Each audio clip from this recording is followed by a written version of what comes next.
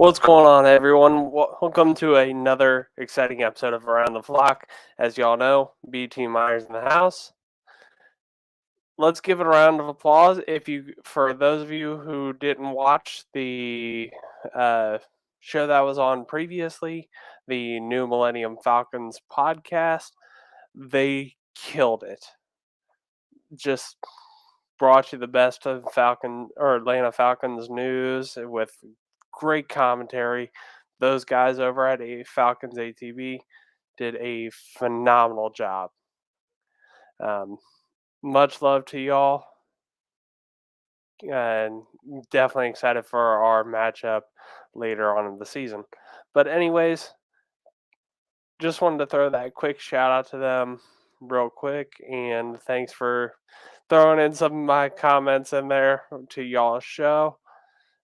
But anyways, let's get on to the nitty gritty of the win versus the Cleveland Browns. I've managed to get all of the uh, game in the condensed format that the NFL app has available during my lunch break earlier today. So it is still fairly fresh in my mind. There wasn't a whole lot that I can, not necessarily complain about, outside of my dislike for zone coverage. It's just one thing that I just can't get behind, even though I know the importance of it. Because obviously the Browns the Browns offense was getting into it. They just found the open seams in the zone coverage. That's all there was to it. This game would have been, I think, a little bit tighter of a game, or less tighter of a game, if the Ravens defense just played a little more man and obviously brought the pressure.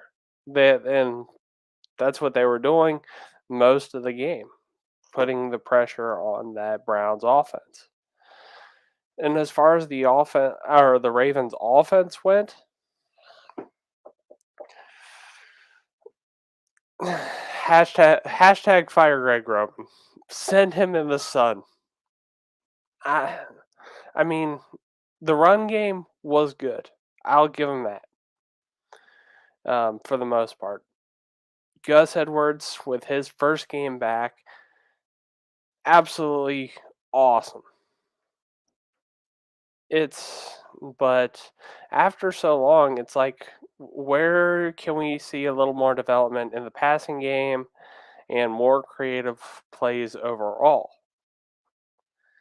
Not that I don't want to see Patrick Ricard get his time to shine, because, as I've talked about the past couple weeks on this show, give the man the ball, especially on these third and short situations. We gotta see some more creativity. Obviously, we've seen the creativity unfold a little more with like the Mark Andrews pitch to Lamar. That was a great play. Or what was that other one?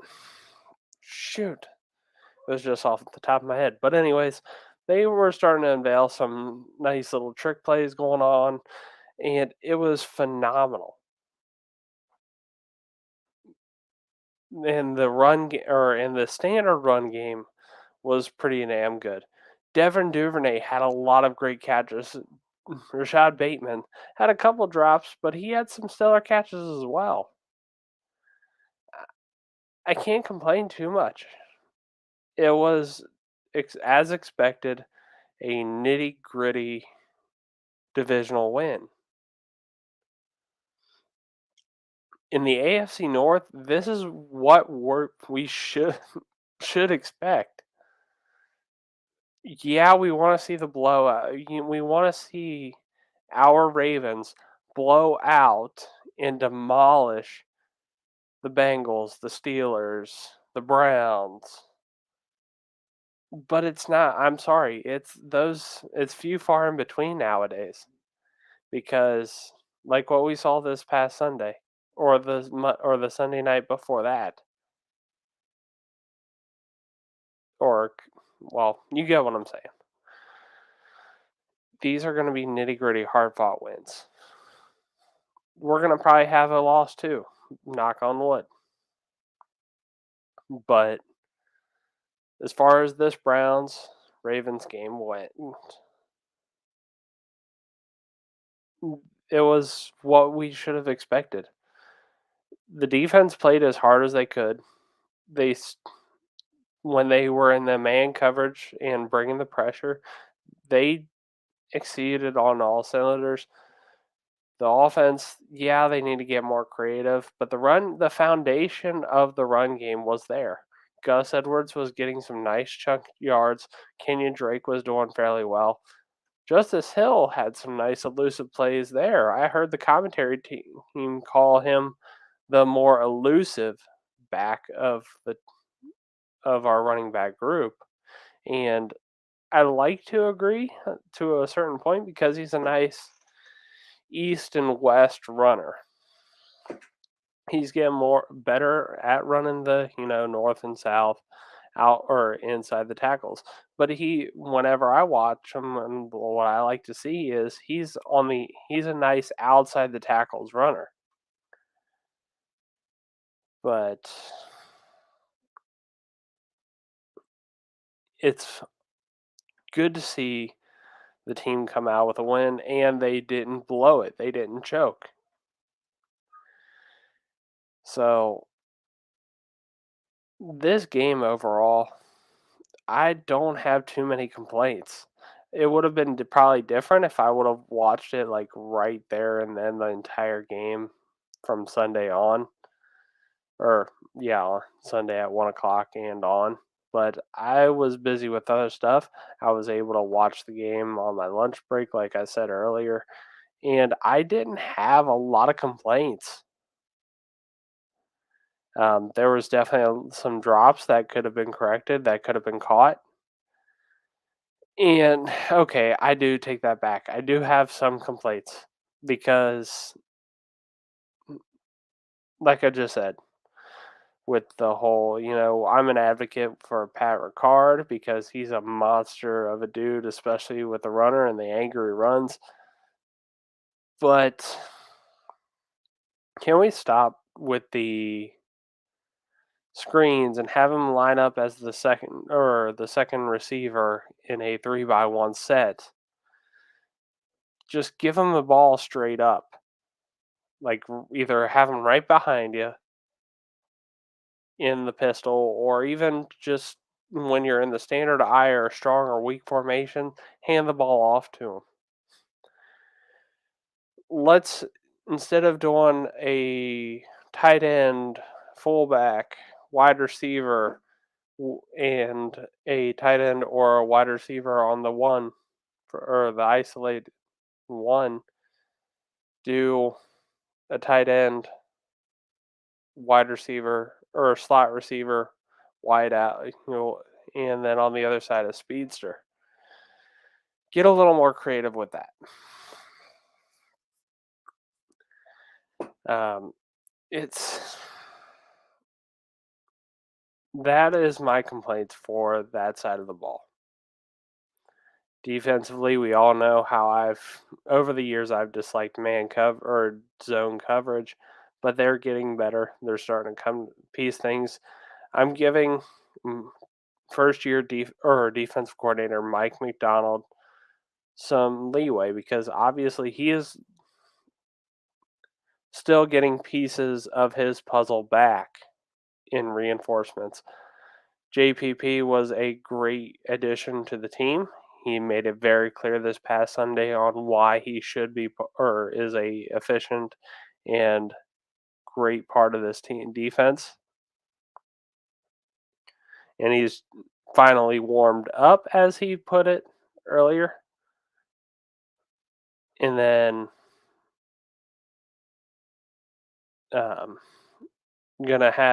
got Justin Houston back. He made a loud boom this past Sunday. We're gonna get Bowser and Ajabo soon. So these missing pieces of the puzzle on the defense, they're going to be back stronger than ever.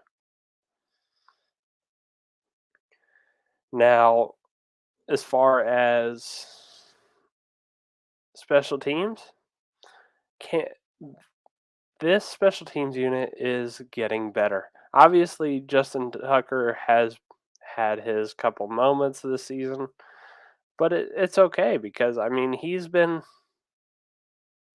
nailing all the kicks he's since the doink. Um, Rookie Jordan Stout, obviously he's been a work in progress. He had a monster punt there Sunday, and it was awesome. He's been getting better slowly but surely. It's one of those uh, um, slow and steady wins the race with this kid. He is doing just fine. Overall, I'm giving this a 8 out of 10 win just because I didn't watch it live. I didn't have all the emotions running wild, but it is what it is. Now, thinking about what they can improve on, obviously, they need to work on staying on top of who is in their zones and going on that. I'm still trying to wrap my head around uh, eh, Max. Oh, sorry, can't talk this evening. How he likes to run things as far as his play schemes and play styles, but just have to get it figured out. And as far as the offense, I'm just going to keep saying it. Fire Greg Roman into the sun. But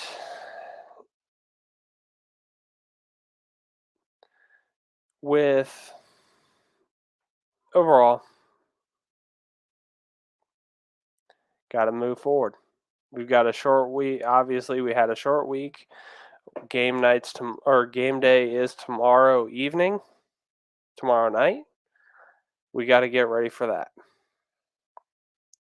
Let's go through the injury report real quick and make our guesses for game time. Mark Andrews did not participate all week due to an injury. He's listed as questionable. Now, I think he is going to be a game time decision. There is some back and forth on whether he's actually going to play. Some of us already know he is going to play, even though he hasn't participated in practice all week. But if he does not, we'll have some good quality depth to fill in that role with as of lately Josh Oliver. Hope to see Charlie Kohler make his debut. If not, it is what it is, unfortunately. Nick Boyle will probably also take over some bits and pieces in that offensive play calling. Rashad Bateman, did not participate on Tuesday with a foot injury, listed as questionable. He's going to be playing. Josh Bynes was a limited participant with a quad injury on Wednesday, but did not participate the other days. It's going to be hard to make this call. I want to say he's going to end up playing, but it wouldn't shock me if it's a game time decision. Calais Campbell is officially been ruled out with an illness. Ben Cleveland is a full participant. Gus Edwards was a limited participant all week. So, but I personally think he's going to be game time ready. Marlon Humphrey was a full participant but did not participate on Monday. Marcus Peters, same thing, but with a quad injury. Marlon was a hamstring. Ronnie Stanley was a full participant on today.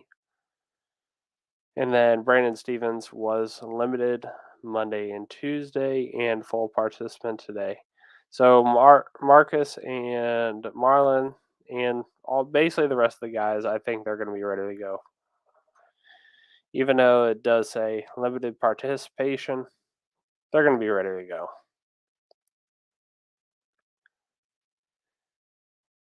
Going into, and also, some of the players spoke with the media earlier today, especially let's go talking about JPP for a second. He said that the past couple games where he has been officially a Raven have been like the preseason for him. This is where he's been getting warmed up, where he's been getting acclimated to the playbook, the play styles. This Thursday is going to be his coming out game, where it's like he is finally back or in the regular season. He says he doesn't have any bad blood with Tampa, but he's going to show them what they're missing. And which is essentially saying like, hey, this is my revenge game.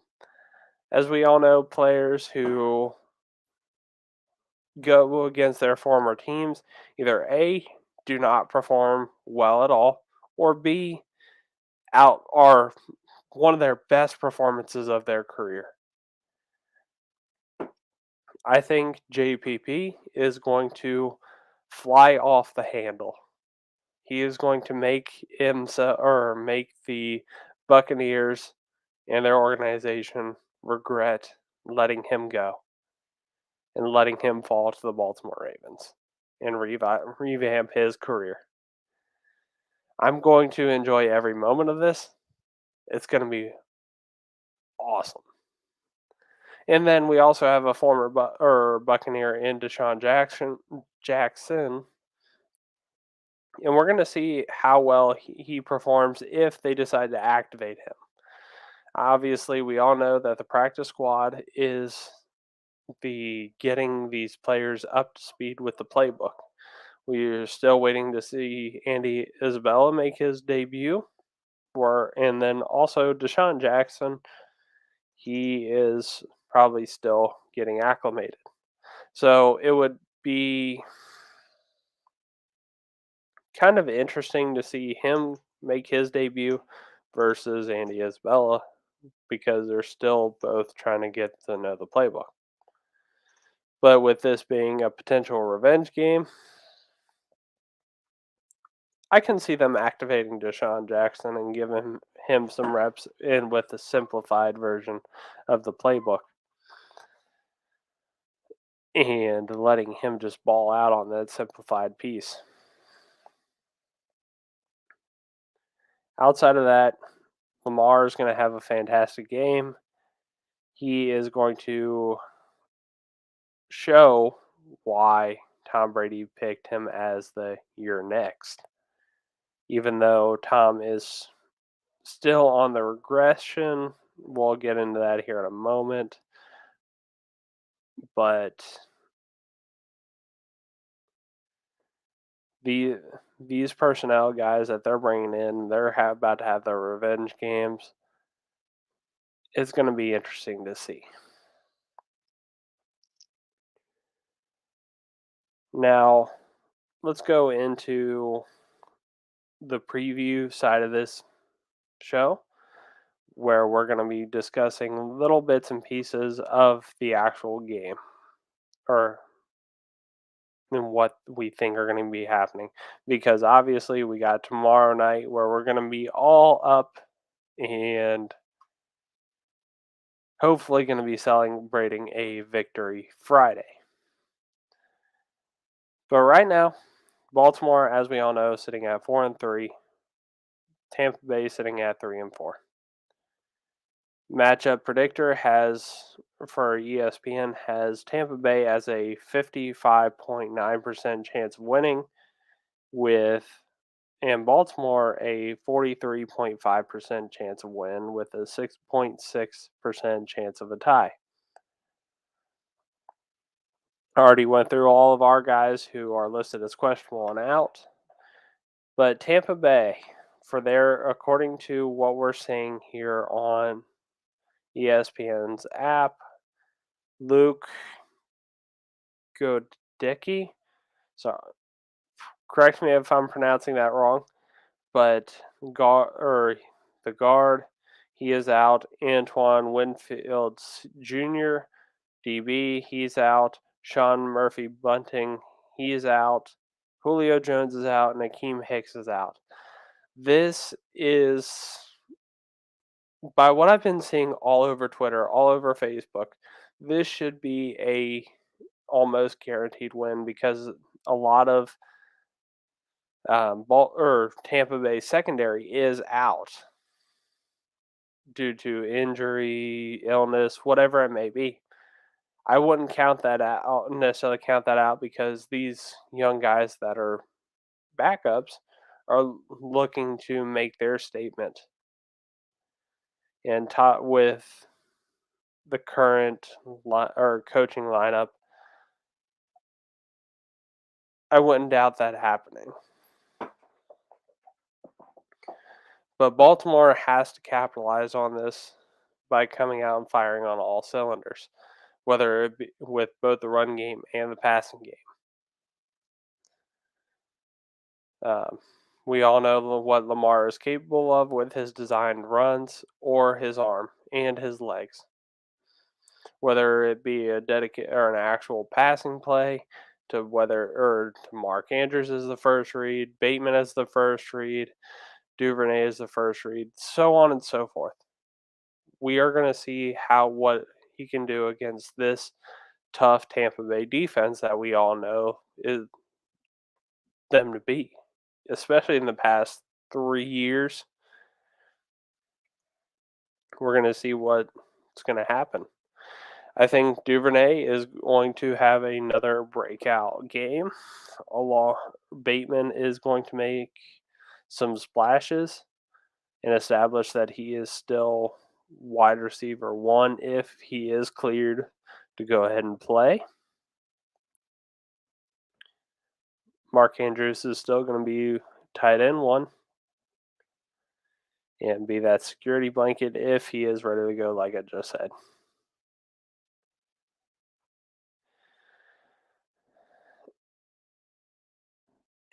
And Tom Brady has been struggling a little bit as of lately.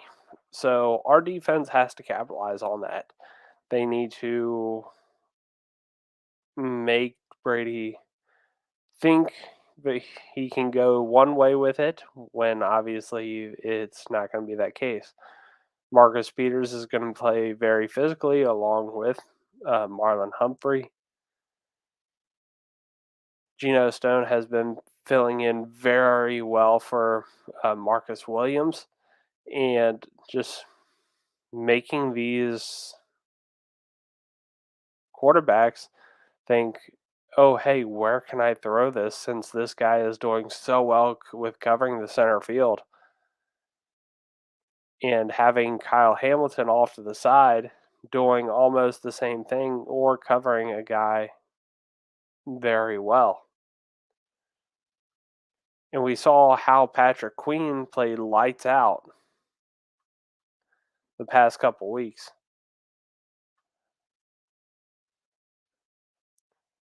There is no reason why we can't see this Ravens defense take advantage of that Tampa Bay offense and just straight up smack them in the mouth. But we'll see what happens, especially with these zone concepts that we've been seeing time in, time out all week.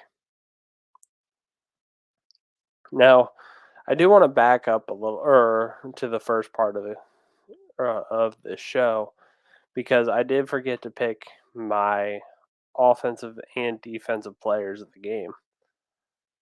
Offensively, still Lamar. It's going to stay that way. I would say Gus Edwards was going to be a tight second because of how well he was running the ball, how well he was carrying himself, and just fighting for those extra yards. Defensively, Patrick Queen. He was playing a lights out ball. And I think it's going to be the same thing, except I'm hoping my player of the game is going to be Geno Stone. I think he's going to play lights out center field.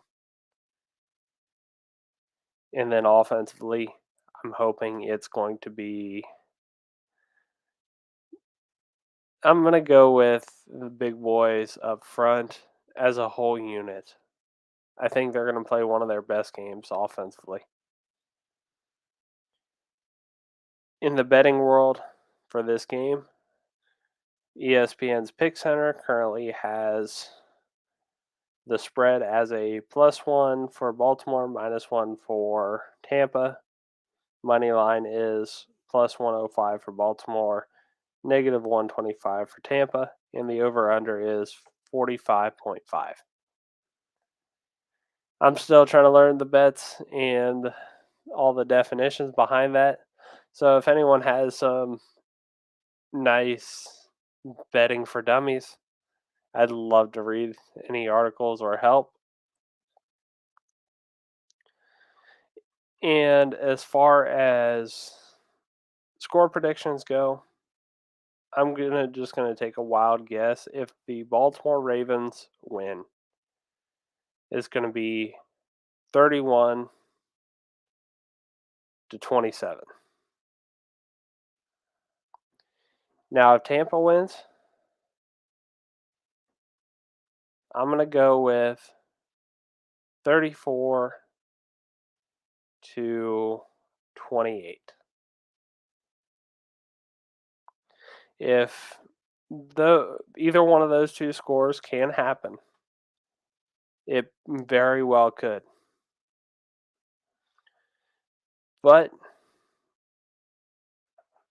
if anything, if I am going to place a bet on this, I'm going to go with my first score and go with the 20, the whatever I've guessed Baltimore to win. Anyways, this is all I have for you guys tonight.